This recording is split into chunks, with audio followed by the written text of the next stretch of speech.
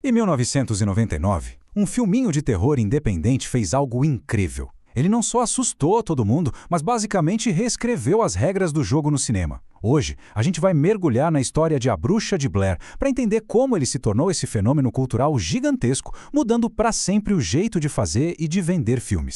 E tudo começa com este número aqui, que parece até piada. 60 mil dólares. Esse foi o orçamento de produção inteirinho do filme. Só para ter uma ideia, isso é menos do que um único comercial de TV de um filme grande de Hollywood. E agora, olha o resultado. Quase 250 milhões de dólares de bilheteria no mundo todo. É um retorno sobre o investimento que é, assim, absurdo, transformando o filme num dos mais lucrativos de todos os tempos.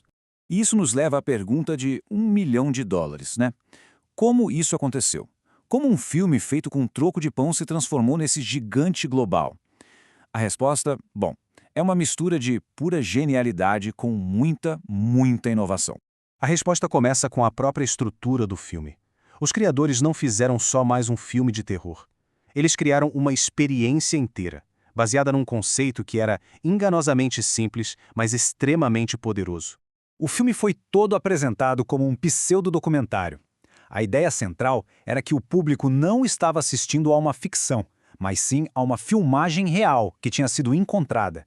Isso foi o ponto-chave para tudo parecer assustadoramente autêntico. E essa era a premissa que fisgou o mundo. Simples, direta e apavorante. O terror de verdade não estava no que aparecia na tela, mas na sugestão de que aquelas pessoas eram reais e que algo horrível de fato aconteceu com elas. Mas a genialidade não ficou só na ideia, ela foi para a execução. Para conseguir um realismo que ninguém nunca tinha visto, os diretores transformaram a produção num verdadeiro experimento psicológico com os próprios atores. O método era radical, para dizer o mínimo. Os 3 atores receberam as câmeras, foram largados na floresta por 8 dias e, de propósito, foram privados de comida e sono. O objetivo? Gerar reações genuínas de cansaço, confusão e, claro, muito medo. E o jeito como eles fizeram isso foi impressionante. A equipe de produção ficava escondida, camuflada, aumentando o isolamento dos atores.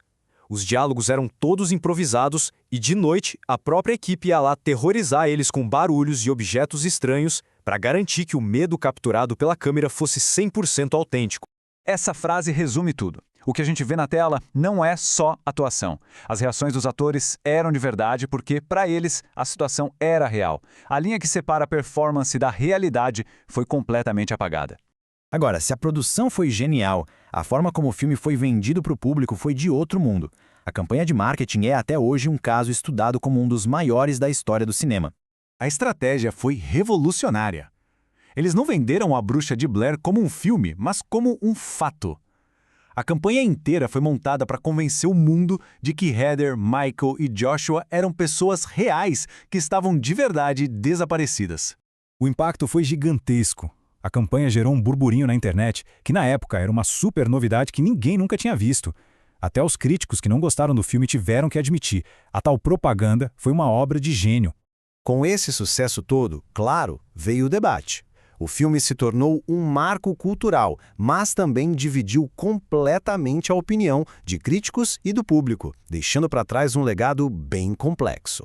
Depois que lançou, não tinha meio termo. De um lado, críticos chamando de obra-prima inovadora.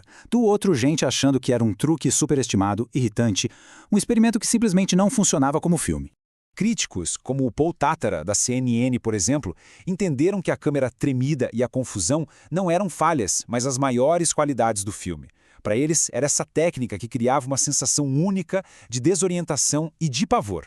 E no extremo oposto, críticos como o Harvey S. Karten viram exatamente as mesmas coisas como defeitos gravíssimos. Para eles, era só um bando de gente perdida na floresta, gritando sem parar, sem uma história ou um roteiro inteligente por trás. O sucesso, obviamente, levou a tentativas de criar uma franquia. Só que nem a continuação direta de 2000, nem o reboot de 2016 conseguiram chegar perto da mágica do original. Isso só prova que aquele fenômeno foi algo único, quase impossível de recriar. No fim das contas, o sucesso de A Bruxa de Blair não foi uma coisa só. Foi uma tempestade perfeita. Uma produção que porrou as linhas da realidade, Um marketing que usou uma internet novinha em folha de um jeito genial e um momento cultural que estava pronto para algo completamente novo. E isso deixa a gente com a última reflexão. Na nossa era de informação na palma da mão, de redes sociais, de checagem de fatos o tempo todo, será que seria possível um filme criar uma ilusão tão poderosa e convencer o mundo de que algo falso é, na verdade, real? Fica aí a pergunta para a gente pensar.